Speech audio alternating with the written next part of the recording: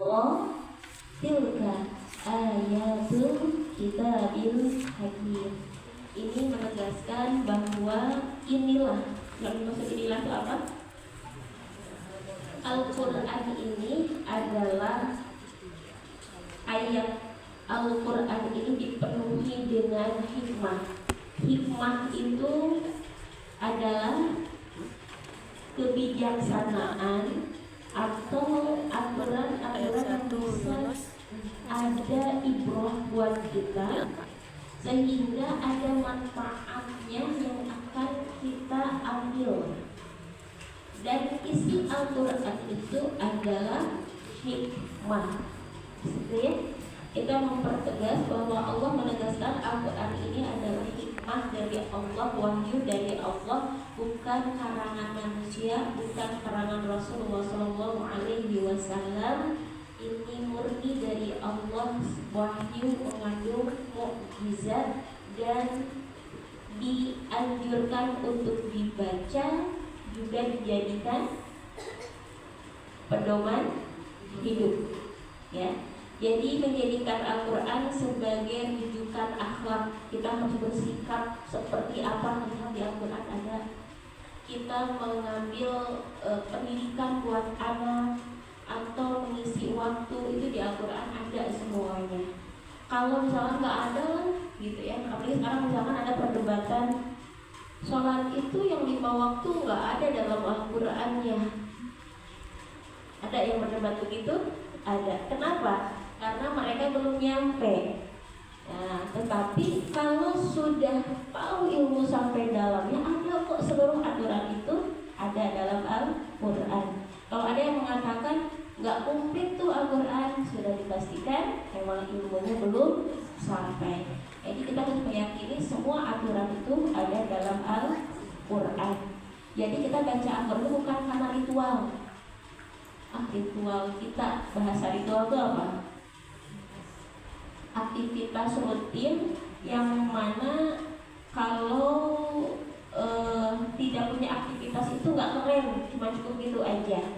Tidak seperti itu. Al-Quran itu dibaca bukan untuk ritual, tetapi kita mau mengambil keputusan hidup yang asan. Karena satu langkah yang harusnya ke depan terus kita mincong dikit, bakal beda gak langkah selanjutnya. Nah, jadi ketika melangkah segala sesuatu melangkahnya diawali dengan standar Quran, insya Allah kedepannya lebih lurus lagi, lebih bagus lagi. Contoh minimal gini, pernikahan itu asal. Tapi ada yang melangkahnya dengan cara apa, itu akan mempunyai warna yang berbeda. Ketika langkahnya yang mencongnya nggak terlalu banyak, ya insya Allah nanti hasilnya juga nggak terlalu banyak perbedaannya. Jadi tadi Al-Quran bukan untuk ritual, melainkan untuk mengambil keputusan hidup. Di ayat 1. Coba kita ke surah Yunus ayat 7.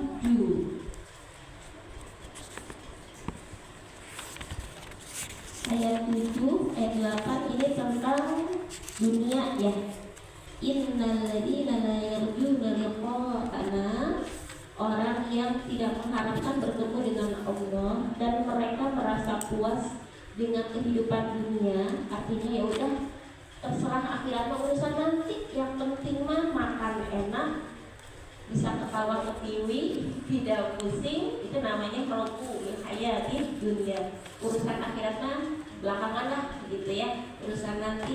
Wa tama'annu biha, dan mereka pun merasa tenang dengan dunia tersebut, nggak apa-apa lah dikit-dikit gitu, merasa tenang, tidak ada bimbang ke depannya bagaimana. Walladzina hum an ayatina ghafilun, dan mereka pun melalaikan ayat-ayat kami, bukan berarti nggak tahu, tetapi melalaikan, meremehkan. Cuma gini aja. Tadi ada karakternya apa? Tidak mengharapkan bertemu dengan Allah. Kemudian tadi apa? Merasa puas, rotuk al-ridho dengan kehidupan dunia dan tentram dengan kehidupan dunia, yang penting senang-senang di dunia saja. Dan mereka ketika mendapatkan ayat-ayat Allah bukan nggak percaya, tetapi melaikan. Ayat 8-nya, ulaika, mereka itu karakter tanda-tanda yang akan ditempatkan di tempat spesial, ma'wahumun nar, nanti kebalikan dari spesial, yaitu tempat mereka api neraka dimakan yang sibuk. Karena apa? Karena setelah sesuai dengan apa yang mereka lakukan. Bukan Allah yang zalim, makanya bukan Allah yang zalim ketika Allah menghidangkan api neraka, tetapi orang tersebutlah yang zalim terhadap dirinya sendiri, karena Allah tidak memberikan neraka kecuali bimakanu yaksibun, karena kelakuan mereka sendiri. Diperkuat lagi di ayat 24 kemarin ya. Ayat 24, dibuka halaman 211. Innama matsalul hayatid dunya, Allah memberikan perumpamaan kehidupan dunia kata Al-Qur'an, kamain, seperti air, anzalnahu, yang diturunkan minas sama, dari langit, fahtalaqa, lalu tumbuhlah bihi, dengan air tersebut. Apa yang tumbuh? Nabat, tanaman bumi, mimma ya'kulun nas wal an'am, yang mana tanaman tersebut dimakan oleh manusia juga hewan. Hatta idza akhadhatil ardu zukhrufaha, dan ketika telah sempurna keindahannya atau sudah siap panen, wa zayyanat wa dhanna ahluha annahum qadiruna 'alaiha, dan sudah merasa yakin besoknya tinggal memetik nih, gitu ya. Setelah memetik kita jual, dapat uang banyak nih. Bayangannya di mana-mana kan kalau melihat padi hektaran udah menguning atau pohon rambutan. Kemarin ini mari komentar ya, Masya Allah ya. Ketika udah merah pasti pikirannya apa? Panen nih, gitu ya. Nah, ini perumpamaan kehidupan dunia itu adalah seseorang melihat tanaman yang dipeliharanya tinggal panen, ataha amruna lailan aw naharan faja'alnaha hasidan, datanglah kepada tanaman tersebut perintah kami, bisa di malam hari atau siang hari, yang mana panennya jadi nggak? Tidak jadi. Ka'allam tabna bil ams, seolah-olah belum pernah berbuah gitu. Habis, berarti betul-betul tidak menyisakan manfaatnya. Perumpamaannya seperti itu. Maksudnya bagaimana? Manusia lahir ke bumi, yakin ini anak nih 1 tahun lagi bisa lucu-lucunya nih, gitu kan? Udah bisa apa? Orang Sunda ngerondang apa tuh? Nanti bisa ngobrol nih, gitu kan? Harapan orang tua gitu nggak? Udah harapan itu, udah sedikit lagi bisa main, besok TK ya, nak seneng nggak? Masukin anak ke TK seneng? Seneng. Udah masukin ke TK, nanti SD ya. Sudah SD, ya SD yang sibuk biasanya siapa? Sudah akhirnya pendidikan semakin tinggi, semakin punya gambaran ini makin sukses nih, lebih baik kehidupannya dibandingkan kehidupan tuh. Kan orang tua gitu ya, harapan orang tua itu sangat ringan sekali, bagaimana anaknya lebih bahagia dibandingkan orang tuanya.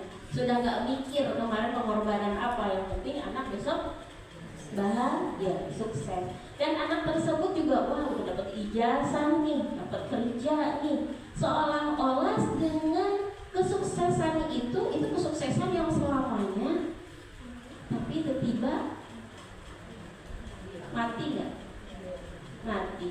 Tiba-tiba Allah ambil di sini bisa orangnya, bisa kekuasaannya, bisa kesehatannya, atau malah dijauhi teman-temannya pada dari sukses.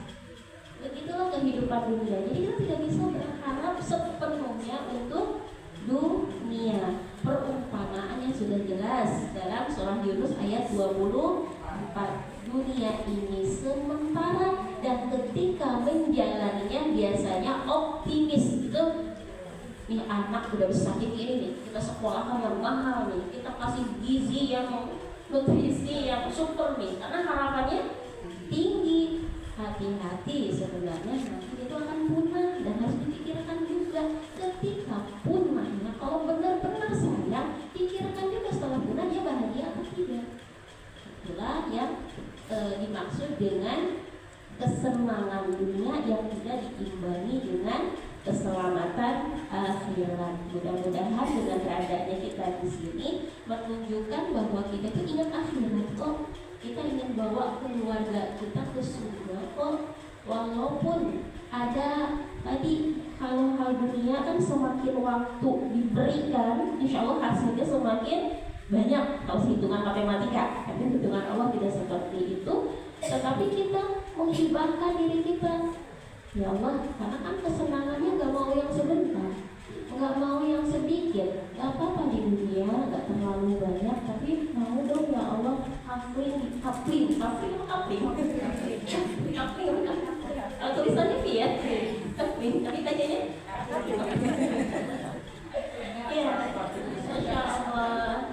Sayyidah Khadijah itu sudah jelas punya kapling, punya satu istana. Sayyidah Khadijah sudah jelas ya. Sayyidah Asia sudah jelas, yang mana gambarannya satu gunung, satu rumah, istananya, dan kita bisa bersilaturahmi. Masya Allah. Bagaimana gambarnya? Kalau setiap orang yang mengikuti jejak Sayyidah Khadijah punya istana-istana juga, yang mana satu rumah, satu gunung, di bawahnya sungai-sungai. Kan gambaran itu dalam Al-Quran. Dalam Al-Quran itu surga itu di bawahnya sungai. Maka sudah dipastikan surga itu tinggi. Rumah yang ada di surga itu tinggi. Bikin kapling atau beli kapling di dunia susah. Harus dengan DP. Berapa tahun baru lunas lagi ya. Nah, bisa kita memiliki kapling di akhirat kata Allah. Apakah harus dengan uang? Tidak harus dengan uang. Cukup menginfakkan apa yang kita punya. Punya tenaga, ya infakkan tenaga. Punya waktu, ya infakkan waktu. Kata Rasulullah adalah orang yang paling dermawan. Orang ya di Sahih Bukhari. Dan dermawan ini bisa harta, bisa tenaga, bisa waktu, bisa ilmu. Jadi kalau ada bunda-bunda sampingnya, tadi apa yang nggak ngerti, sini. Ini sungguh humor ya. Ya, Masya Allah, luar biasa. Tadi gambaran tentang apa? Tentang dunia. Kita ambil ayat 20. Tadi 20? Ke 23 deh. Tadi 24?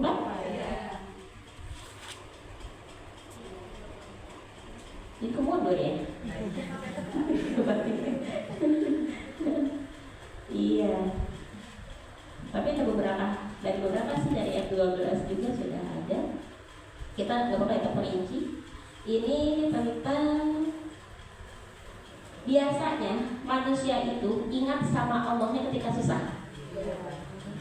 Ngaku kan ya? Berarti lulus jadi manusia. Karena biasanya ya. Coba di ayat 12 ya.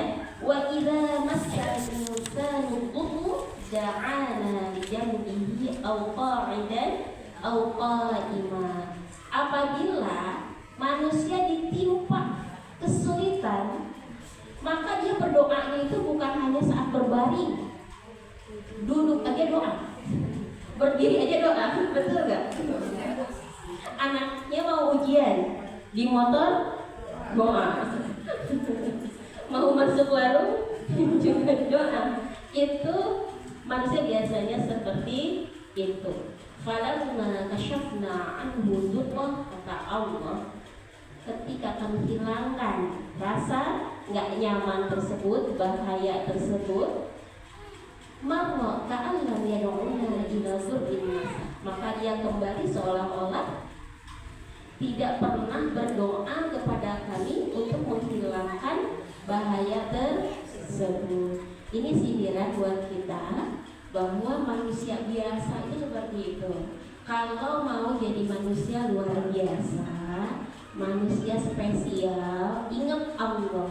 Jangan pas lagi susah aja gitu ya. Lagi seneng salatnya ya, sunahnya berapa rakaat kalau seneng gitu. Tapi kalau lagi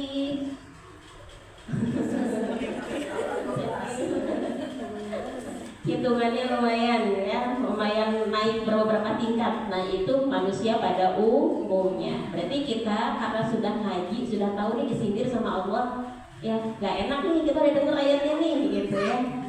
Kalau lagi senang diusahakan lebih banyak sih, minimal sama. Jangan sama seperti manusia pada umumnya.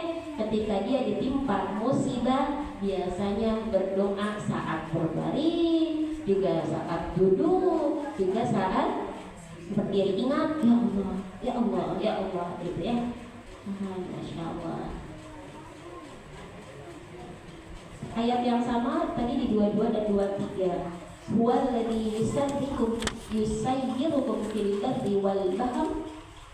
Dia juga yang menjadikan kalian bisa berjalan di daratan dan di lautan.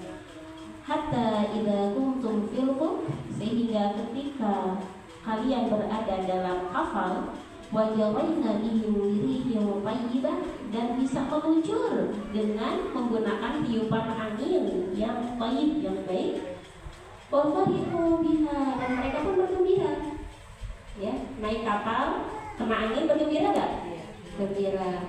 Tetapi ketika ja'at harihun 'asif, datanglah badai, anginnya bukan angin yang baik, tapi angin yang membuat kapal tersebut tidak aman. Waja'ahumul maut, dan datang juga gelombang, min kulli makan, dari segala penjuru. Wa dhannu annahum qawmihim, dan kalian juga mengira telah terkepung dengan bahaya tersebut. Da'aullaha mukhlishina lahuddin, biasanya baru berdoa dengan ikhlas banget saat itu. Ketika bahaya terkepung baru ingat. Kalau tadi mungkin doanya masih masih bisa berdiri, duduk, berbaring gitu ya. Kalau ini sudah merasa terkepung, asalnya lagi seneng-seneng. Ketika naik perahu merasa ya ini mah karena perahunya mahal nih, bagus nih, bukan dipikirannya bukan karena Allah yang mengirimkan angin baik. Tetapi kalau sudah dapat gelombang yang membahayakan, mereka biasanya doanya mukhlisin, doanya ikhlas banget doanya. Nah ini sindiran juga buat kita. Jangan sampai kalau lagi aman aja, nyaman aja, doanya ya, ikhlasnya kurang. Ya, tapi kalau lagi ini doanya ikhlasnya mukhlisin, ikhlas banget gitu ya, sampai berlama-lama setelah sholat tuh kuat, apalagi sampai bercucuran air mata kuat gitu ya. Tapi kalau lagi senang, ya doanya Robbana ada sama jagat. Nah biasanya begitu. Kan kita lagi cari muka ya di hadapan Allah. Janganlah seperti itu. Walaupun tidak dalam bahaya, kita harus tetap menempatkan diri seolah-olah lagi di dalam bahaya. Gimana kalau hari ini terakhir menikmati makanan lezat? Jadi kita punya gambaran tidak selalu aman dalam hati kita, dalam diri kita. Wallahu a'lam bishawab. Bukan beberapa halaman, tapi tetap besok hari Kamis sudah hari Kamis